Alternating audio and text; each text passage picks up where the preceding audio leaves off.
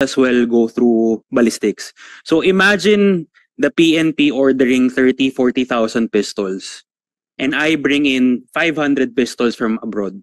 I have to wait until those pistols are finished to do ballistics before I can do ballistics on my pistols. As a businessman, Mr. Chair, and I don't think I'm the only, as a representative of our association, with all the major importers in the Philippines, everybody suffers every time this happens. So it's an outdated style of keeping firearms in check. I believe we are the only country left doing ballistics, and we are the only country doing ballistics on the firearm before even gamitin itong firearm na to sa krimen. And I don't know, maybe we could ask the PNP how many crimes have been solved with ballistics. Because if it's not being used properly, if the function of ballistics is not effective, why are we still doing it? Yeah, isang tool yan to solve a case. Yes. I know for a fact, marami kami kaso noon na na-solve through ballistics. Nag-match yung mga gun for hire, yung mga riding in tandem, nag-match yung kanilang ballistic results doon sa mga baril na ginamit.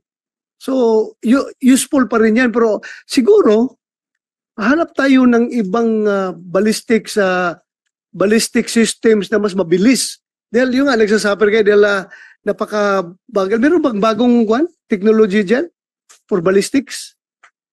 Meron ba kayo na-find out na bago? Digital. Bago na mas mabilis, na mas efficient? Wala pa po kaming nakita, Mr. Chair, at ito nga nakakalungkot siya. Talagang manual yung pag-record. Maybe they're also talking not only in ballistic but stenciling these firearms. Kasi kokopin mo yung serial number, ikakarbon mo, titipan mo, ilipat mo sa papel. So, it's manual labor, sir, isa-isa. Kung may machine lang sana, sir, na basahin niya na yung number, i-record niya na, at yun na, sir, yung sizes at nasa machine na o nasa computer, siguro, sir, mapabilis natin yung pag-release ng firearms. Siguro mag-research kayo. Baka mayroon ng mga bagong technology dyan na mas mabilis. Opo, sir. Pupunta ko ng firing range, makikita ko yung hindi pa tao ninyo, di ba? Taga-crime lab yung nagbabalistics. Crime lab, sir, yan. Crime lab. Nandoon yung drum na binabaril niya, nakaupo siya doon, naninigarilyo. Kailan ka matapos yung ginagawa mo? Kadami pang baril na nakapelo, sigarilyo ka ba dyan? Sabi sa akin nung taga-crime lab, sakit yung kamay ko, sir. Bakit? Ikaw lang isa. Siya lang doon, isa ang sige ballistic doon. Hanap kayo ng ibang sistema na magiging mabilis, expedient, at efficient. Yes, sir. We will research on that, sir. How about from our friends, do you know of a certain new technology pertaining to this? Mr. Chairman, actually, I just want to make a comment regarding the ballistics. Yes, many crimes have been solved by ballistics, but you are taking ballistics of a gun used in a crime after the fact, because those are usually illegal firearms. I believe what Eric is talking about is the actual ballistics taken at the time of the gun being imported or manufactured here in the Philippines for resale in the Philippines. I believe there's no ballistics report that has come out that has solved the crime ahead of time, because yes, those tandem riders are using illegal firearms, sir, and I don't mean any disrespect, but it's after the fact of the crime, which is what every country does. After the criminal uses the firearm, then you recover the slug and then you match it to the firearm.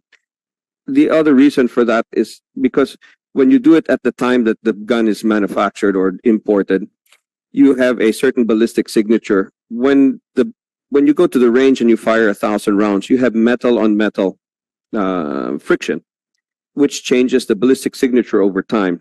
So even if you did the ballistics on the day one that you manufactured the firearm, if somebody goes to the range and fires 5,000 rounds, your ballistics will be different after 5,000 rounds. The reason why it's so effective in solving a crime is normally criminals, after they shoot the gun, don't shoot the gun again. They're not going to the range and practicing. They're not law-abiding citizens. So they're not out there practicing with that firearm they use in a crime. Normally they throw away the firearm, maybe they try to hide it, they try to destroy it. and then you can recover it and then do the ballistics and match it to the crime. Yeah, but still, Martin, you cannot discount the fact that the PNP does that because for Record keeping, sir? preventive purposes or But we're not the criminals. ikaw, alam mo yung baril mo, meron kang database doon sa EPO. Diferente na. Kaya nga, nandoon yung database ng inyong ballistics. So, isa yan sa isipin mo, I will never commit a crime using this firearm. So, deterrent. Kasama yan, deterrent purposes yan, di ba? Mr. Kasi Chairman, with all due respect, yung- my deterrent is the Ten Commandments. Thou shalt not kill. So my deterrent is God, not the ballistics report, because all I have to do if I use it in a crime is throw away the barrel or go to the range and shoot, and it would change the ballistics report. And all my guns have many thousands of rounds, so I'll tell you that the ballistics do not match inside the FEO. 100% they don't match by now, because I'm a shooter. So. And none of yours either, sir. Anyway, titingnan lang natin yan kasi talagang hanap lang siguro tayo. We have to look for a technology na mas mabilis. I But think it's- removing that requirement is, I think, magiging game changer yan pag tanggalin natin yung requirement na yan. I myself, I see the importance of that requirement. Hanap lang siguro tayo ng system na mas mabilis. Mr. Pagdating sa Chairman, ballistics. Yes, Chairman, yes, go ahead. my name is Attorney Maralit. Yes, go ahead. I'm an author together with the committee secretary, an author of the gun law book. And I'd like to make our radical proposal to increase instead of 500, it should be 1,000, considering the almost palpable imminence of war. The citizen should be armed, I think, with more bullets at this time. Maybe about 5 years, a period of 5 years, the maximum number should be more. So that in case war erupts, we will have the ability to kill more enemies, Your Honor. Very good point. I agree with you. Thank you, Your Honor. It's not a secret anymore. I agree with you. Kailangan natin. Drawn first blood already. The enemy. Yeah, I agree with you. Siguro nga, pag-aralan ng mabuti ito ng PNP. Pag-aralan ninyo. Because sino rin naman nagsusuporta sa PNP at sa AAP kapag nagkagira? Kundi yung Pilipino mismo. Di ba? Alam nga naman kalaban ang susuporta sa atin. Di ba? Yung kababayan natin. So, how are we going to, to capacitate them? How are we going to increase their chances of helping us in times of war? Yeah, you also consider that. Yes, sir. Thank you. From, may we hear from Attorney Rodriguez from Metro Arms? Yes, sir. Yes, Mr. Honorable Chairman. Anyway, much has been said already with the bill, with the proposed bill by the association president that we have. And most of the issues I was thinking before coming in has been discussed. So, to which association Metro Arms belongs. So we, of course, will adopt the stand of the Association of Firearms. But just to be clear, one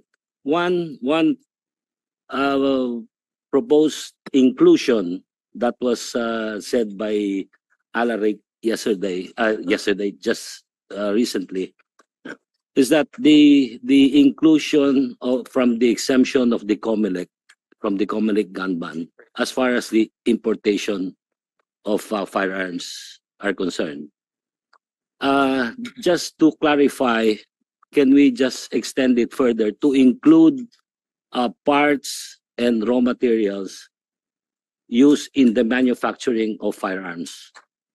We had that sad, unfortunate incident during the last gun ban wherein our raw materials were hold up at the customs because we were waiting for the COMELEC permit. So we just decided to wait for the expiration of the gun ban period, but in the process and as a result, we had to pay a huge amount of storage fees and demurrage.